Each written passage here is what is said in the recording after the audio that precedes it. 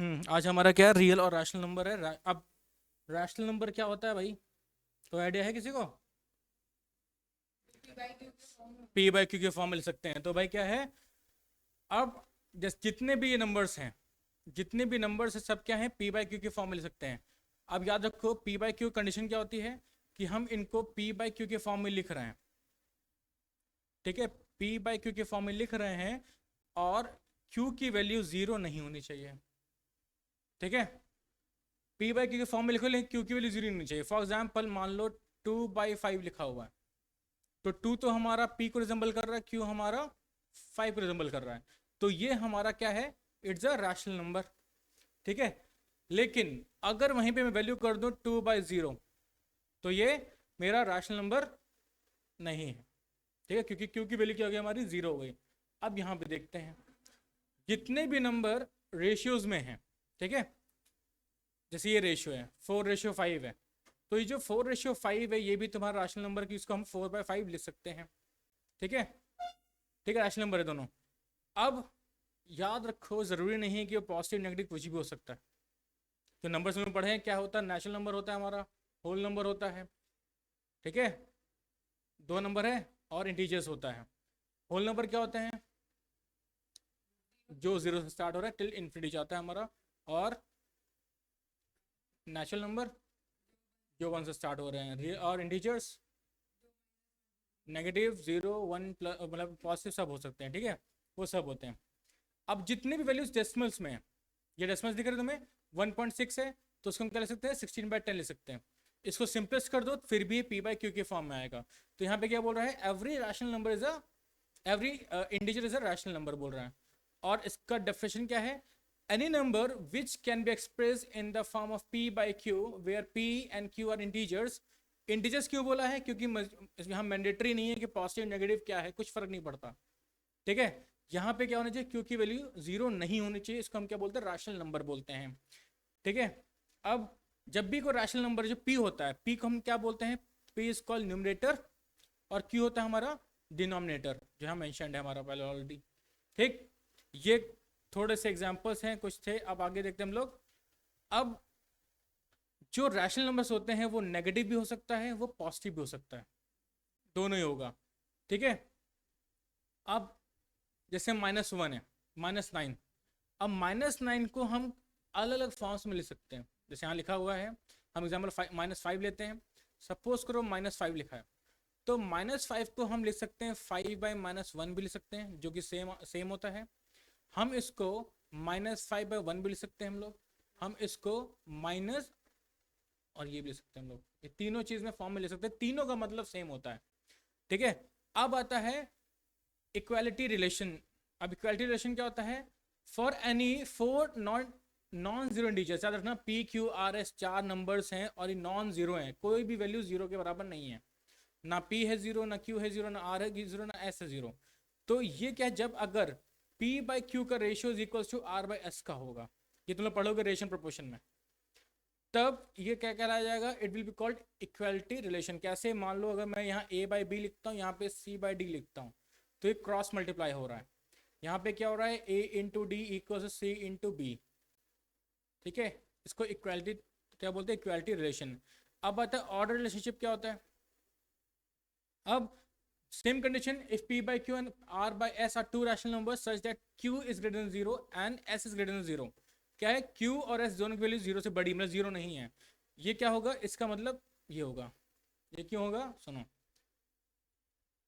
p by q, suppose q की value बड़ी है और s की वैल्यू बड़ी है जीरो से, ये क्या शो कर रहा है कि p by q जो रेशियो है, जो तुम्हारा फ्रैक्शन है, वो r by s से बड़ा है, ये शो करता है।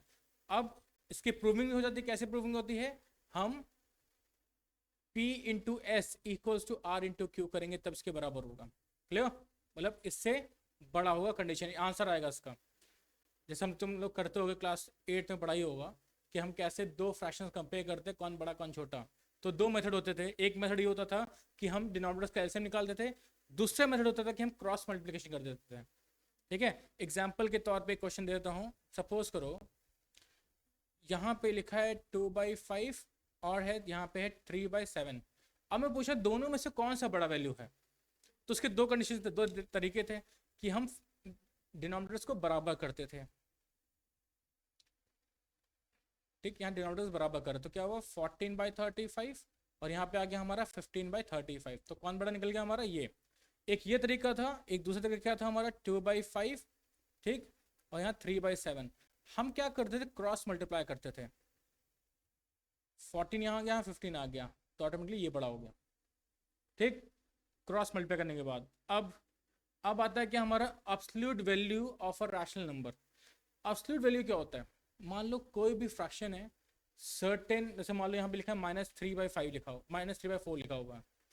ये क्या है, ये एक नेगेटिव फ्रैक्शन है, माइनस लगा हुआ है।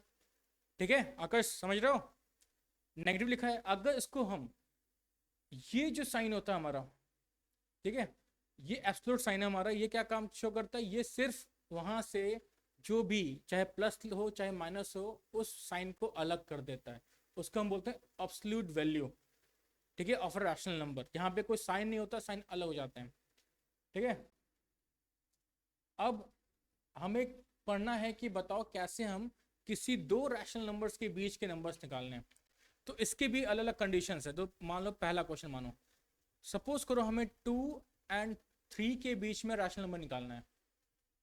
अब 2 और 3 है, बीच में क्या आएगा हमारा, डेसिमल से आएंगे हमारे।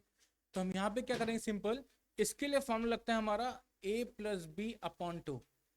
अब सुनो, 2 हमारे लिए a है, 3 हमारे लिए b है। तो यहाँ पे क्या हो गया, 2 + 3/2, द आंसर विल बी 5/2 = 2.5। तो जो 2.5 ये क्या है, it is a rational number between 2 और 3। अब एक कंडीशन और, सपोज करो कि वैल्यू, अब यहाँ पे तुम्हें दो रैशनल नंबर्स निकालने हैं। ठीक है, अब क्या करेंगे इसमें हम, अब हमें ये पता चल गया कि 2, 2.5 और 3 है। हम क्या करेंगे, अब इन दो के बीच में नंबर निकालेंगे। कैसे निकालेंगे, सिंपल, 2 + 2.5/2 हमने ये कर दिया। ठीक, एक ये तरीका है। अब कितना आया, यहाँ पे आया 4.5/2, तो आंसर कितना आया तुम्हारा 2.25। एक ये वैल्यू हो गई। और एक और तरीका है यहाँ पे क्या तरीका है, हमें ये पता है कि 2 के बाद 2.1 आएगा, 2.2 आएगा, 2.3 आएगा, 2.4 आएगा, 2.5 आएगा, सो ऑन वो 3 तक जाएगा। तो उसके बीच में ये भी नंबर्स हैं। अगर एग्जैक्टली इन बिटवीन पूछ रहा है, क्या बोल रहा है, find the rational number between two numbers, तो हमेशा a+b/2 करोगे। वैसे रैंडमली हम कोई भी नंबर ले सकते हैं, जो ये है ऑप्शन हमारे पास है। अब चेंज करते हैं, सपोज करो, तो हमारे पास क्वेश्चन है कि भाई 2/5 एंड 3/5 के बीच में रैशनल नंबर निकालना, क्या करेंगे हम। अब ये दोनों फ्रैक्शन में, ठीक है, अब ये जब दोनों फ्रैक्शन में है तो हम क्या करेंगे, सिंपली इसको भी हम क्या करेंगे, 2/5 + 3/5 का होल ट्वाइस कर देंगे, डिवाइड बाई 2 कर देंगे। तो आंसर कितना आएगा हमारा 5/5 × 2, तो आंसर कितना हुआ 0.5। ठीक, ये आएगा आंसर हमारा 0.5। कैसा आएगा, 5 कटेगा, 1/2 = 0.5 होता है, तो उनके बीच में नंबर आ गया। अब इसको करने का एक और तरीका, जब भी पूछा जाए कि हमें कोई एक रैशनल नंबर निकालना है, दो निकालना है, 3 निकालना है, तो उसके लिए हमेशा फॉर्मूला यूज होता है n+1 का। कंडीशन n+1 यूज होगा। तो कैसे, अब यहाँ पे क्या है कि हमारे पास इनका डिनोमिनेटर्स बराबर है, तो हम क्या करेंगे, सिंपली 2/5, ठीक, इसको मल्टीप्लाई कर देंगे n+1 से। सेम वे यहाँ पे मल्टीप्लाई कर देंगे हम n+1 से। अब यहाँ पे 3/5 यहाँ मल्टीप्लाई कर देंगे हम n+1 से, और यहाँ पे हम मल्टीप्लाई कर देंगे n+1 से। अब n क्या है, n is a number of rational number you have to find. तो भाई यहाँ पे मैं बोल रहा हूँ, हमें मान लो दो रैशनल नंबर निकालने हैं, 2, तो हम क्या करेंगे, इसमें वैल्यू पुट कर देंगे 2। तो जब 2 पुट करेंगे n की वैल्यू को, तो आंसर विल बी 3। तो सेम 3 से हम मल्टीप्लाई करेंगे, सेम भी यहाँ पे 3/5 × 3, और यहाँ पे × 3 हो गया। ठीक, n की हमने 3 लिखी है, तो वैल्यू कितनी आई 6/15। यहाँ वैल्यू कितनी आई हमारी 9/15। अब इनके बीच की वैल्यू क्या क्या हमारे पास है, 7/15 और 8/15। एक ये तरीका निकालने का। ठीक है, रैशनल बिटवीन, जो पहला एक्सरसाइज है ये पूरा इसी पे बेस्ड है, तो मैं एक्सरसाइज वाइज पढ़ाऊंगा। ठीक है, तो पहले एक्सरसाइज यही करा रहा हूँ मैं। अब अब हमने पहला कंडीशन देखा कि एक होल नंबर था, दूसरा हमने देखा कि फ्रैक्शन था। अब हम जो तीसरा देखेंगे वो होगा हमारा जहाँ पे फ्रैक्शन अनलाइक होगा। ठीक है, अब सपोज करते क्या है वैल्यू 2/5 और हमारे पास है यहाँ पे 3/7। अब हमें इनके बीच में दो रैशनल नंबर्स निकालने हैं। ठीक है, हाँ भाई आखर्ष आता है, क्या करेंगे बेटा, क्या करेंगे पहला स्टेप हमारा? बिल्कुल, पहले हम क्या करेंगे, स्टेप 1 हमारा होगा हमेशा हमें फ्रैक्शन को लाइक में बदलना है। ठीक है, हमें लाइक फ्रैक्शन करना है, तो कैसे करेंगे हम इसका एलसीएम लेंगे। तो एलसीएम कितना होगा यहाँ पे, ये इंटू 7 कर दिया, ऊपर भी इंटू 7 किया, इंटू 5 किया, यहाँ भी इंटू 5 किया। याद रखो ये को प्राइम्स थे। को प्राइम नंबर क्या होता है, व्हाट इज को प्राइम नंबर? हाँ बोलो भाई, टॉर क्या होता है, व्हाट इज को प्राइम नंबर? कुछ तो होता था, जादू करें, कुछ तो हो गया। आप सुनो, अरे 7 तो मैं तो लिख तो दिया, वही बोल दो 7/5 होता क्या, डिवाइड कर सकते हैं। अच्छा चलो ठीक है, ये तो इवन नंबर क्या, अपने से 1 से डिवाइड हो, है ना, वो तो प्राइम नंबर हुआ। मैं पूछा को प्राइम नंबर क्या होता है? एग्जैक्टली कॉमन वन होता है, उसको आ रहा है। अब अगर सिंपली डिफाइन करें क्या होगा, they are the pair of numbers whose who don't have any common factor except 1। ठीक है, जैसे कि हम बात करते हैं 8 और 15, है ना, 8 एंड 15 का कोई भी कॉमन फैक्टर नहीं होता सिवाय 1 का। ठीक, 2 एंड 3 भी होता है हमारा, ये भी को प्राइम है, इसके कोई भी कॉमन फैक्टर्स नहीं है। तो सेम भी जब भी कोई कॉमन फैक्टर्स नहीं होता है तो एलसीएम निकालना बहुत ईजी होता है। ठीक है, हम क्या करेंगे, सिंपल दोनों को एक दूसरे से मल्टीप्लाई कर दें। फॉर एग्जांपल मैंने यहाँ पे क्या किया कि मैंने 5 को इधर मल्टीप्लाई कर दिया और 7 को इधर मल्टीप्लाई कर दिया। ठीक है, तो ये सबसे इजी होता है, ध्यान रखो कोप्राइम नंबर्स हम ये कर सकते हैं। अब यहाँ पे वैल्यू कितनी है हमारी 14/35, यहाँ वैल्यू कितनी है हमारी 15/35। अब मैंने क्या बोला, हमें एक नंबर निकालना है।